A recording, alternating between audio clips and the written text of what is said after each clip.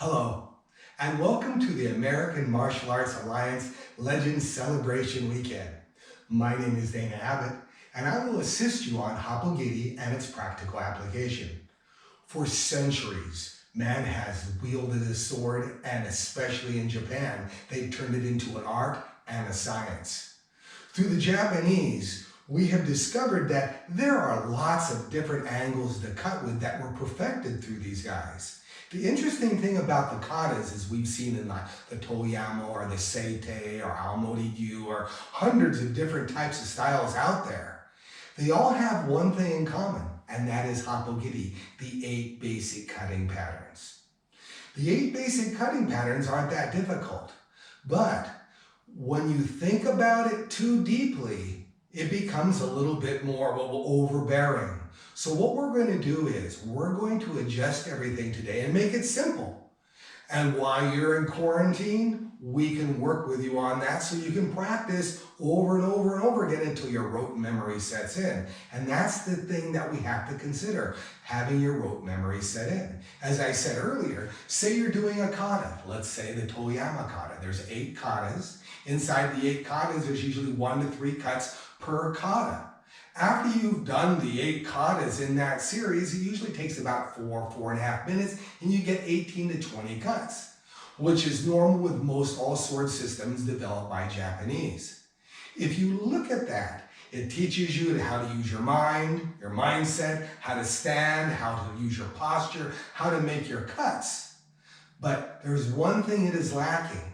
It is lacking in repetition.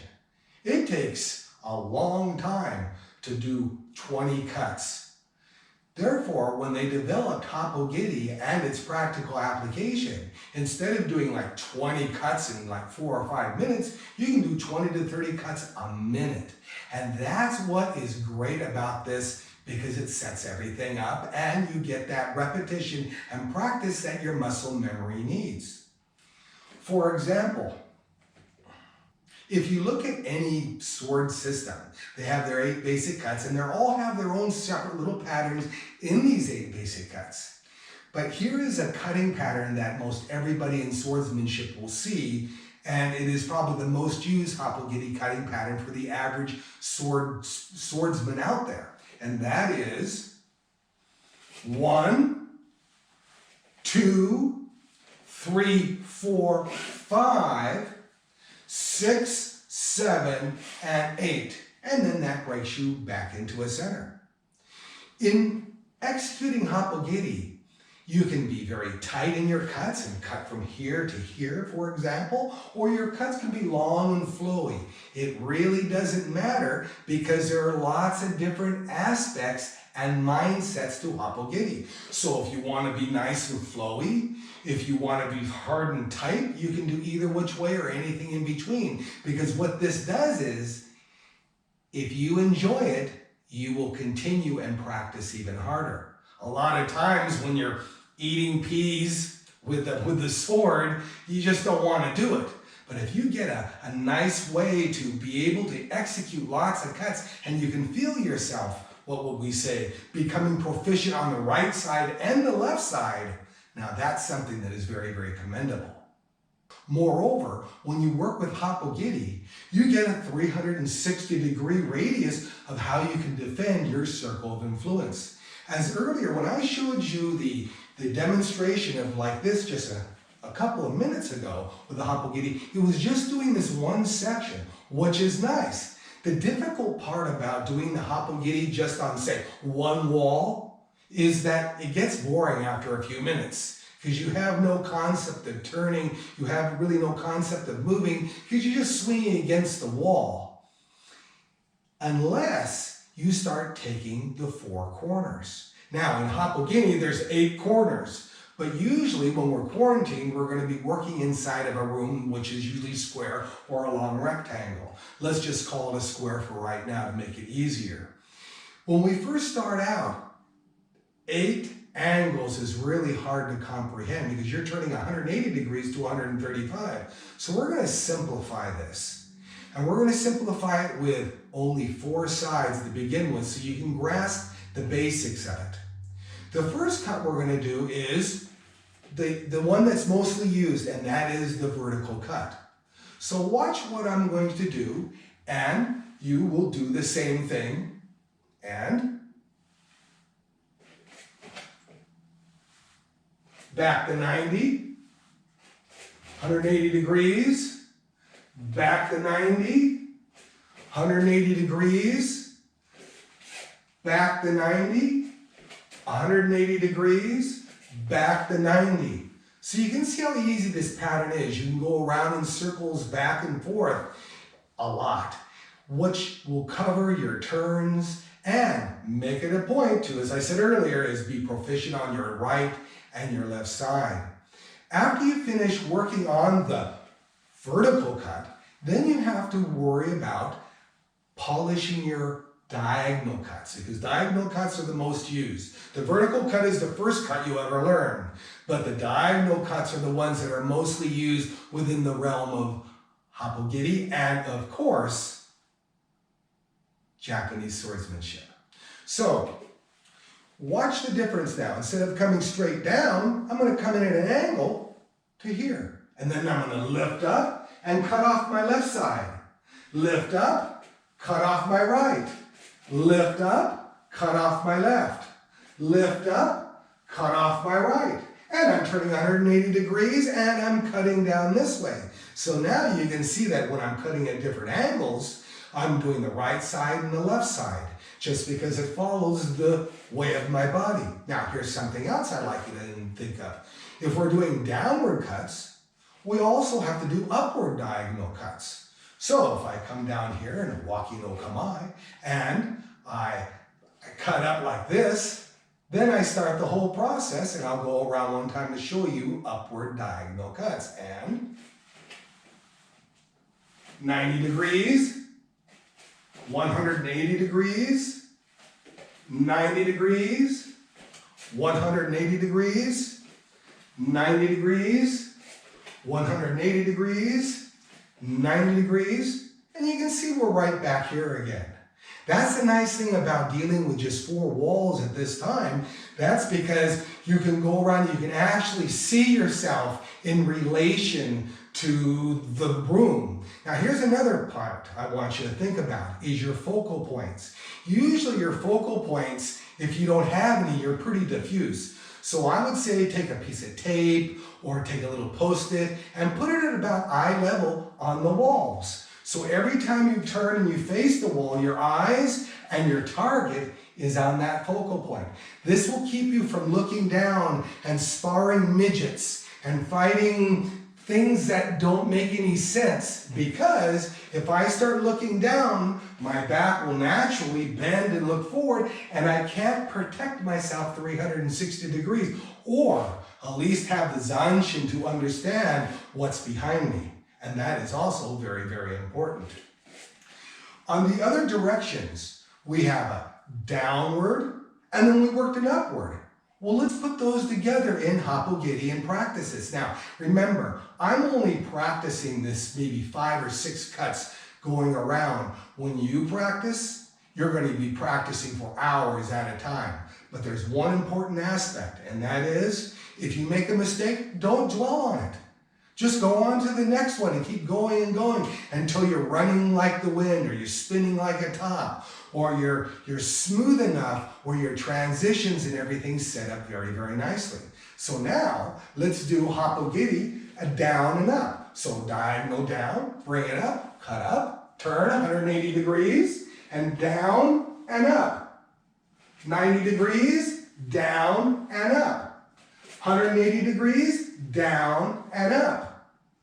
90 degrees, down and up. 180 degrees, down and up. Now we're starting to see some patterns coming through here. Before we were just going like this through the motions, but now you're getting to see new real estate. You're being able to set up every time and make the cuts correctly, because that's really important. See, it isn't really the strength of the swing of the cut. It isn't really the way you push the sword out there. Actually, it's setting up. Swordsmanship is almost like playing tennis. If you don't win on the serve, you'll be put in difficulty. So remember, if you can set up perfectly, casting the sword shouldn't be that difficult. Think about that. The most important aspect is the setup, so even though you're angled correctly, you can always fall on the target and the blade will do its work no matter what.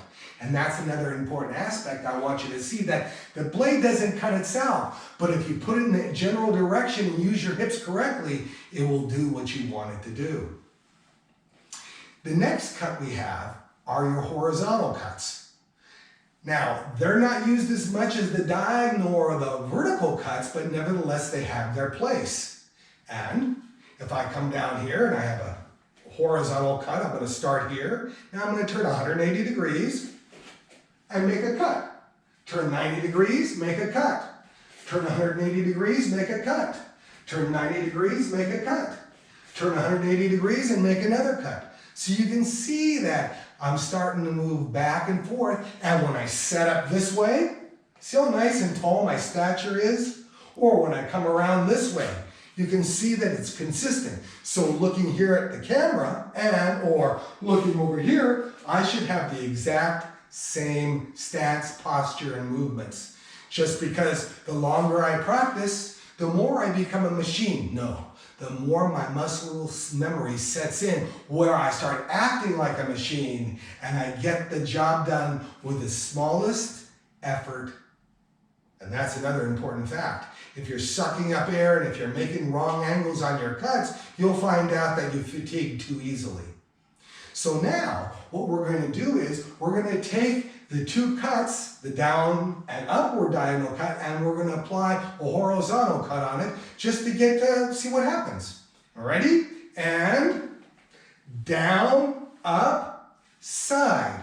You notice what I'm doing. I'm not overflowing it. I could go down, up, and side and go really wide. And if you choose to, please try that, because you need to practice and understand every angle and every fullness of every cut and cast. But for me, I'm going to keep it parallel to the ground. So I'll keep it parallel here when it's above my head. I'll keep it parallel here, even if it's in an angle or vertical. I'll keep it parallel here, off my hips. See, if my hip is here, I'll just bring the sword here or here. So you can see that your other focal points, you can stop right there and keep it tight onto the target. And that's a very important fact, because you can cut through the target like this, but if I miss, I'm open. But if I cut through the target and I miss, I can still come in and stab. So take that into consideration also, because remember, while we're learning Happo-giri, our opponents are learning Happo-giri, and if we make a mistake, they'll take great advantage of it. Down, up, side. 180 degrees. Down, up, side. 90 degrees. Down, up, side. Up, down, up, side. Down, up, side. And bring it back down for down, up, side. So now we're starting to get these patterns that aren't that difficult, but it will take your muscle memory a long time. And another thing I want to emphasize is, in your head, you'll have it today. In your body, it's going to take some time. So even though so far we've gone through our vertical, our downward and upward diagonals, and also our horizontal cuts, right at the very beginning, I figure your first 5,000 to 10,000 strikes will be diagonal. No, it won't be horizontal either. They'll be vertical cuts, because this is going to set you up in your body perfectly, and that's a very important factor on doing that. Now, when we get over to the footwork, what do we do with the footwork? Because that's pretty good. You can see me moving back and forth, but how are my feet working? There are lots of martial arts out there, and lots of different stances, and lots of different footwork. With swordsmanship, the footwork is so simple that people make stuff up just to make it more difficult. Because if you think about it, in the heat of battle, and this was all made for battle, in the heat of battle, you don't want to have to think about what foot or what thing to do here if you get thrown or whatever. You want to make sure that your stuff is very aggressive. Now, of course, we'll look at some arts, like softer arts, like Aikido, which also use the sword, but they use more of a defensive one. Usually, we'll learn a couple of katas where their feet are turned inward this way so they can move the sword and then take someone and roll them. In general swordsmanship, we don't want to touch anybody but with the tip of the sword. So when you're practicing, you have to remember it's all offensive, it's not defensive. You're a Marine and you're out there taking over. You're out there taking the bull by the horns, because if you don't, swordsmanship isn't your thing. If you want to be a little bit more, let's say, defensive, I would say stay with a defensive sword style, which are few and far between, but nevertheless, if you see your seiza toho, where you're usually in a kneeling position, you can do a lot of interesting artwork with that. Usually the stand-up versions, what most Americans have to do, because staying in a seiza or kneeling position, most people won't last more than 10 minutes. And the people that last more than 10 minutes, you can see in their eyes, they're in pain just because their knees are hurting. So if we practice a stand-up art, it'll be great. Because most of us didn't start the art or kenjutsu or start kneeling on the ground like Japanese do when we were 3 or 4 or 2. We started practicing the art when we were 20s, 30s, 40s, and 50s. So we have to take that in consideration too, where we really need to stand or learn how to stay on our knees, which is a difficult process. Okay, now, let me get off my tangent here and start with our footwork. I'm going to put down the sword. I'm going to bring up the hakama here, tuck it in.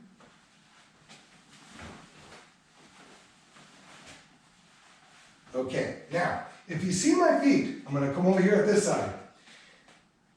I'm just going to jump up and down. Ready? And just like this. I'll do it forward.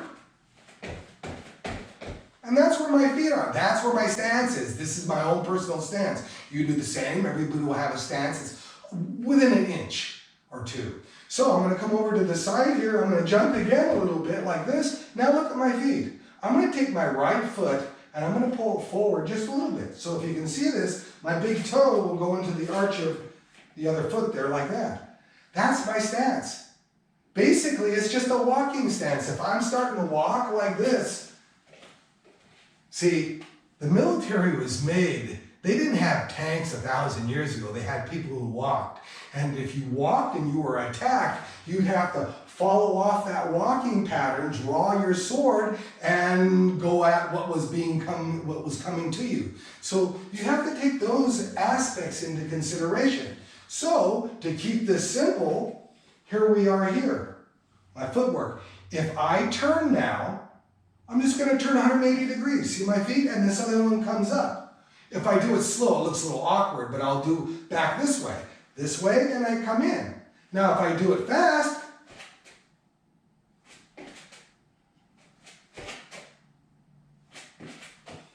but then you ask, well, which way do you go? Always follow the rear foot. If your left foot is, you start off, and your left foot is in the rear, then turn 180 degrees, and then you start your 90, 180, 90, 180, 90, 180. And that's how I want you to see the footwork. Always make sure that your heels are bladed out a little bit, because if they stay like this and you turn, your turn's going to be on a 50-cent piece. But if your feet are turned in a little bit more pigeon-toed, and you have your heels angled out a tad, now you can easily turn on a dime. And the tighter the turn is, the better the cast, which is a very important factor in Happo-giri. Now, let's go on to the next section. And that is gripping, grasping, and holding the sword. There are tons of ways to hold the sword. But when you start practicing this fast, you have to keep your hands nice and supple without telegraphing your thoughts and intentions. And when you're bringing your sword, you're bringing it down here and you're making a cut, or you're cutting upwards, for example, or if you're cutting over on the side, you notice my fingers aren't really moving as much, are they? Whereas if we see a lot of other people, they come in and they move their hands here, and they bring it up, and they move their hands here, they lift it up here, and they're always moving their hands a little bit because it feels comfortable. What's happening is if I hold this tight here and I cut down here, my hands are tight. I turn it around and push out like this, my hands are tight. It's not comfortable for most people in their forearms. That's why they let go. But they lose what they call shibori, which is called wringing the handle, which is very important on making sure the tip of the sword is stronger. So you have to take that in consideration. It will take a long time to understand it, but if you have questions about shiboru and how to wring the handle, you can consult one of my other tutorials. But back to Happo-giri here. Since we're going to be turning back and forth like a washing machine like this, or a rainbird water sprinkler go like this, moving back and forth, making sure everything's perfect, we might as well learn how to hold with our hands. Now, of course, we just grasp it, and if you see my other tutorials, we talk about grasping it.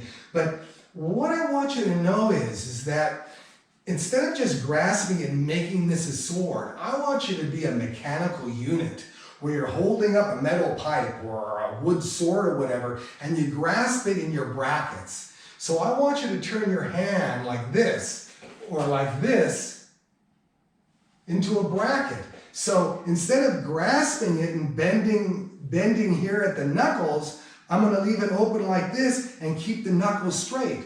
So now my hand will fit into there like this, and look at this movement I have. This will assist me on my cutting. So if I'm lifting it up, it's going. When it comes down, it has that little bit of movement there.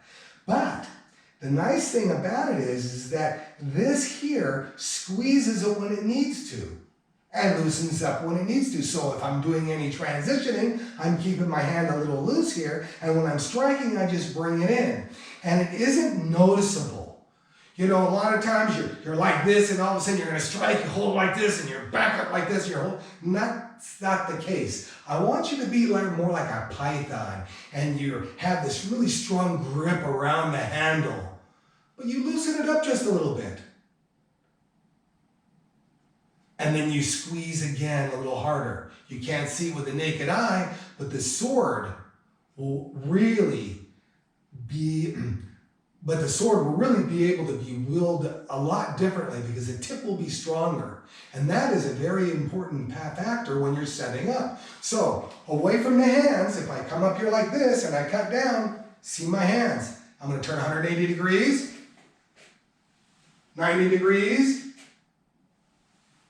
180 degrees, 90 degrees. And you can see my hands are so simple. With my feet, now the process of Happo-giri isn't that difficult. It's just trying to make the left foot work before the right, and make sure the right hand doesn't squeeze too hard before the left. So after we've worked on all these cuts, let's go back to the vertical cut for a second. And we're going to be on 4. So I'm going to sit up here, I'm going to cut, come around, and then I'm just going to start practicing. Just like this. It's what I want you to do. Especially after this is done and you would play this over and over again. But you're noticing now that I'm simply just coming up, lifting up the sword and dropping it. You're also noticing that I'm making a cut, I'm nice and straight. I come over here, I'm making a cut, exact same cut. I'm bringing it over here, exact same cut. How am I able to do that? Well, I'm not pushing the sword into place. I'm pulling the sword into place. So if my back foot is back like this, I'm not going to push the sword this way with this hand. I'm going to take my back leg with my hand that's with it, and I'm going to pull it into place. See how that works? And then make the cut. If I do it verse, I lift up the sword like this. Here my hand is. I bring it in, I pull it right into place. Otherwise, if I take it and I push it into place, it might not go. And what happens is when you push it into place, it usually comes about right here. But when you pull it into place, it comes up to the top axis of your head because your left hand is on your left side and you're bringing it over, or vice versa. And that is another very important point that I want you to work on when you start practicing Happo-giri, is to make sure your feet are simple, your hands are simple, and you're setting up correctly. Now, other things on setting up correctly. As I said, you pull it into place, but also make sure that you're getting as tall as you are. If you're 5'8", be 6'2", because the taller you are, the farther you can cast. And the farther you can cast, the smoother it will become. So if I set up like this, and I'm here like hunkered down, it's great. But if I'm standing up straight and I set up like this, and my feet are really down, and I can really cast out really, really far, which is another important aspect of swordsmanship.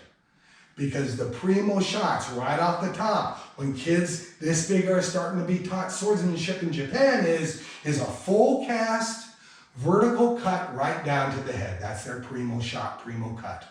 So with that, let's take it to the next level, which is Happo-giri. All the time we've been working now is we've been working on the 4 walls. Now is the time to work on 4 walls and 4 corners. So now this makes it twice as hard. It's like going from a 4-banger engine over to a V8, because now you're going to start seeing smoothness and you're going to start seeing transitions. And at the very beginning, you'll get a little, right foot, left foot, I don't know where I am, but don't worry about that as much, because this exercise is made for you to fail. You're there to make all the mistakes. You're there to set up poorly. You're there to hold it poorly. You're there for bad footwork. But over time and polish, it will look good and you'll become more of a machine. And that's very important when you're casting out and striking. So now Happo-giri is the 8 corners. And let's start with a wall. Wall to wall. Now I come back 135 degrees, I go to the corner. 180, I come back to the corner. 135, I'm at the wall. 180, I'm at this wall. 135, I'm at the corner. 180, I'm at the other corner. 135, I'm at this corner. And of course, set back up, 180, back this way. So that is the beginning of Happo-giri on the 8 basic directions. Now these 8 basic directions have more meaning than I'm talking about. So what I'd like you to do is just polish, practice. Now remember when we were going and we were first started talking about the first Happo-giri, where it's just staring at one wall and you're cutting here, and a vertical and then downward and upward diagonal, and then sideways and going through those patterns? Well, you can do that in Happo-giri and do it on all the corners. So for example, if I come down in here and I go 1, 2, 3, 4, 5, 6, 7, 8, and then see how that works? And then it's 1, 2, 3, 4, 5, 6, 7, 8. See how that works? And you can go back and forth that way. But that's going to be down the road because it gets very, very difficult. So let's go back and let's stay with the first cut, your primo cut. And that is a vertical downward cut from 12 o'clock to 6 o'clock. And let me put a couple of repetitions in here. And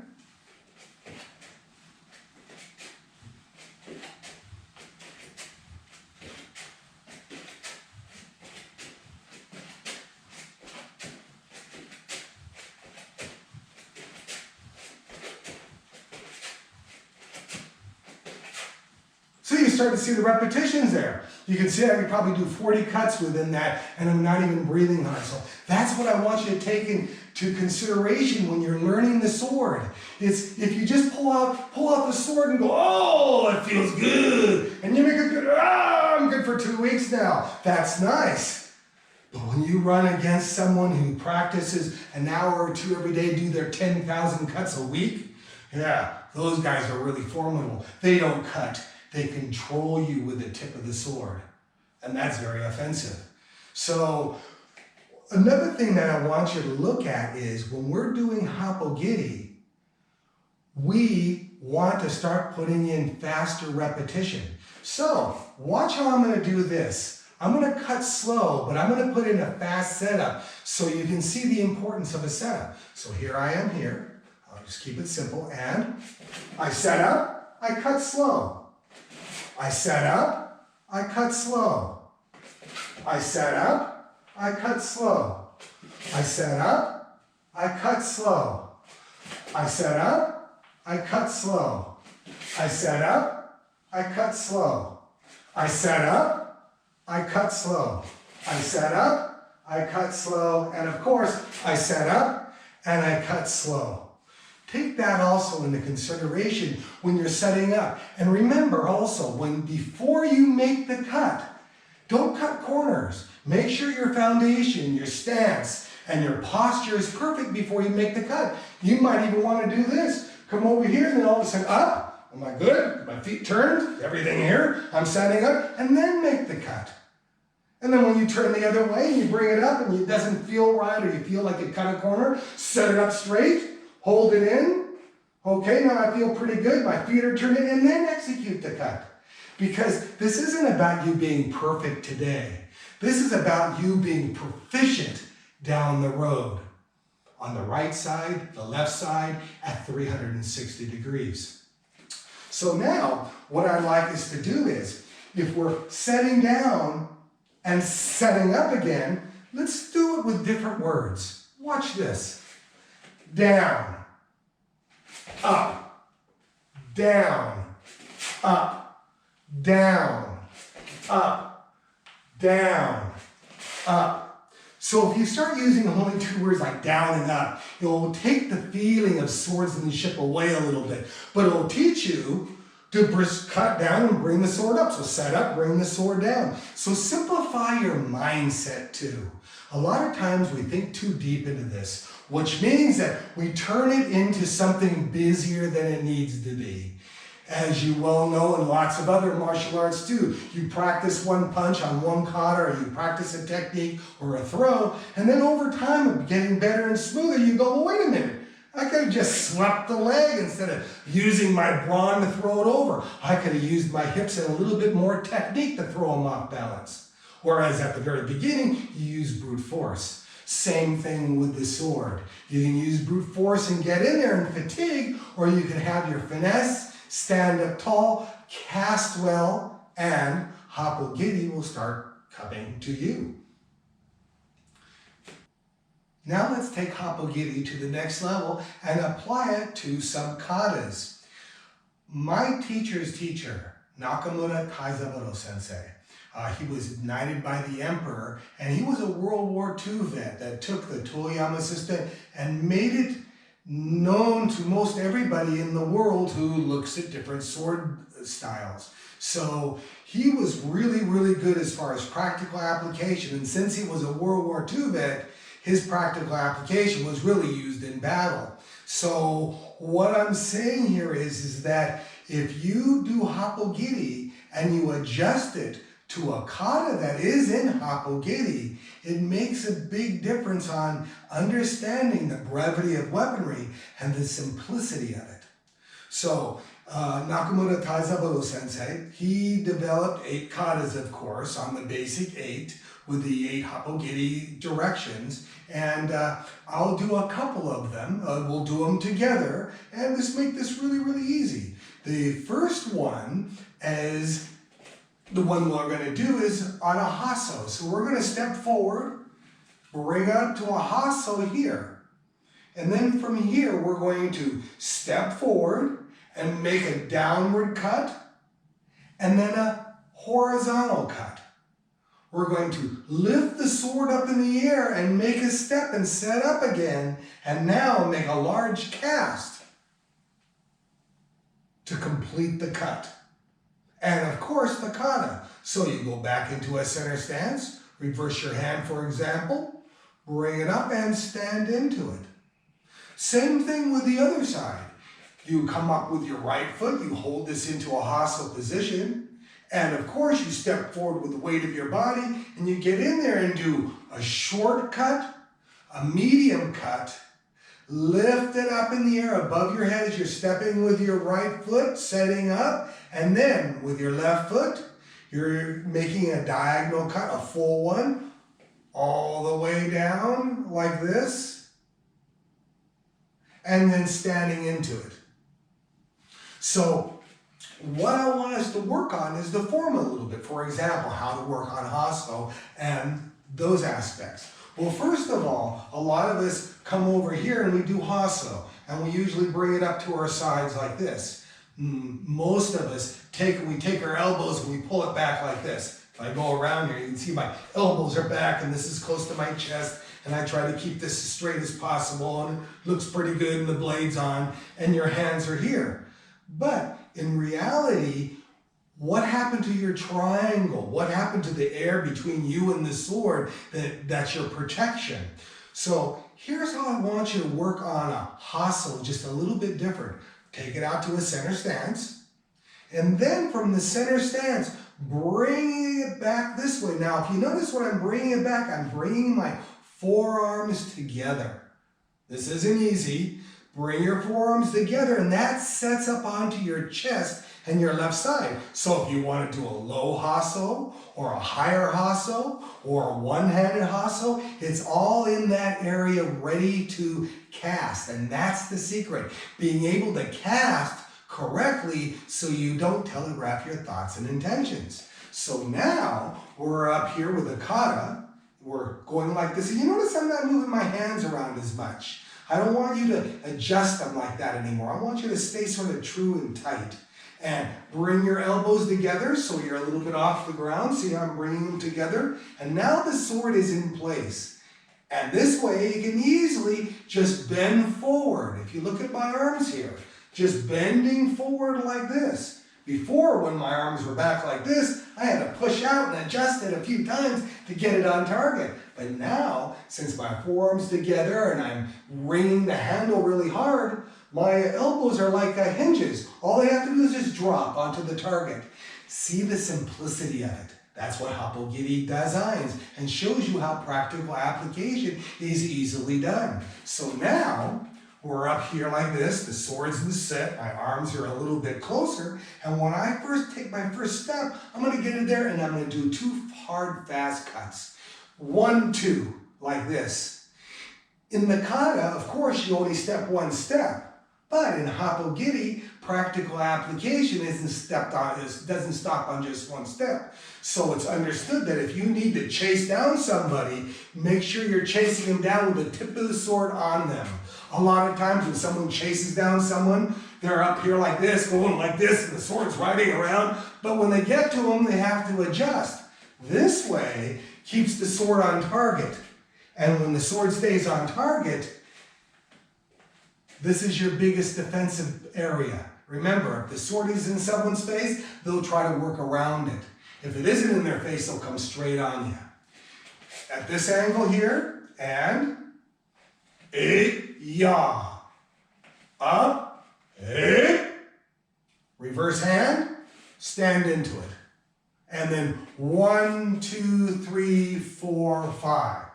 Again, and Hasso. Make sure your arms are up in place a little bit more. It will feel funny keeping these arms together a little bit. You'll see a lot of pulling in these arms. And setting up, and ya. Up, down, and reverse hand, and set into it. Same thing with the other side. But we just take an extra step. And it's 1, 2, everything's set up, and ya, set in. See how I'm walking into it like this, even on the other side. So you have to remember, when you practice this, and especially the Nakamura view, it is on both sides. So you can practice one to the other. And that's very nice when you're practicing your right side, but your left side just doesn't get as much practice as it needs. This way, you can be proficient on both sides, because if you're proficient with your left hand, it's like fighting a southpaw. They're not that easy, because all of a sudden the hand comes out of nowhere where you're not expected to block it, because you don't fight too many left-handed people. Same thing with a sword. If you're fighting on the left-handed side, everybody gets thrown into difficulty unless they are proficient. And ya, and bring it in and set it in. I'll bring it over here at an angle so you can see it at an angle. And we'll do the right side. Set it up and ya. Reverse hand, set it in. Now if I bring it over here on this side and ya. And then bring it in like this. So that is 2 katas out of Nakamura Sensei's Happo-giri series. And working on this really makes it easy, because the next 2 katas are from Wakis. They're basically the same pattern. They were used through the military. See, that's the nice thing about this Happo-giri series and the Toyama-ryu and the Nakamura-ryu is these were all made by people that used them in practical application during the war. There are many, many styles out there. Of course, there are tons of styles that were really polished during peacetime. And during peacetime, you learn how to be, of course, poised and nice and tall and cast, but you learn how to be artistic. In real life, it's not as artistic as you think it is. And this way helps you have the sword tip where it needs to be, where you are. And that's a very important factor. So to rehash all this, we've gone over 2 katas, very basically, on Nakamura Taizaburo's sensei's system there. And of course, we've done Happo-giri, which has been around for a long time, but he put emphasis on this. His version of Happo-giri is the 8 movements of the calligraphy pen.